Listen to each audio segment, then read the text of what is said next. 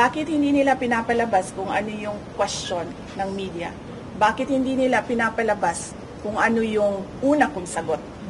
Bakit ang pinapalabas lang nila is the last, 4 words of my entire statement? They are building a narrative, and I'll tell you kung anong playbook ito.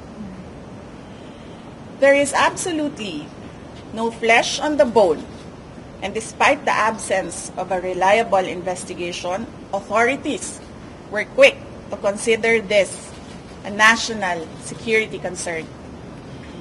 The diametric contrast and inaction are displayed when I have expressed in previous months threats to my person and the continuing threats to the lives of OVP personnel.